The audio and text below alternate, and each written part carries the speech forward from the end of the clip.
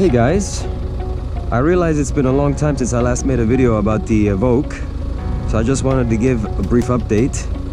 No modifications have been done to the car, which is why no videos have been made, but she has been pampered a little bit recently.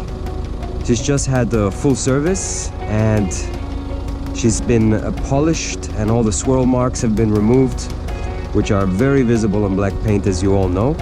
And more than that, there was some corrosion on the wheels, which had to be removed by diamond cutting them again. But as you can see, she's shiny and looking brand new once again. And she's a very, very beautiful car. I mean, this car is better looking than the current Evoque by 100 times.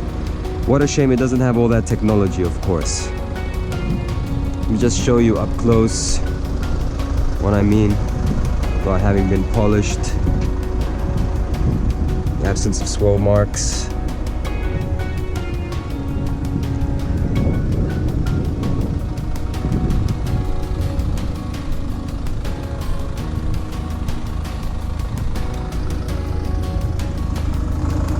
Not bad.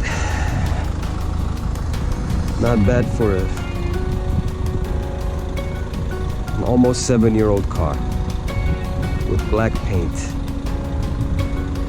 Apparently the paint on a Land Rover is not too soft and not too hard, which means for a detailer, for someone who's going to correct the paint, it's actually the best paint to work with.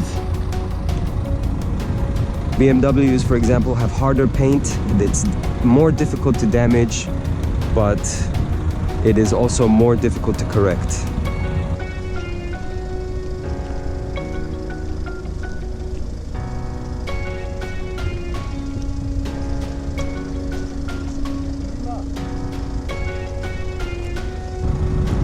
The guy even removed the marks being made by nails just behind the door handles. I'm sure you all know what I'm talking about.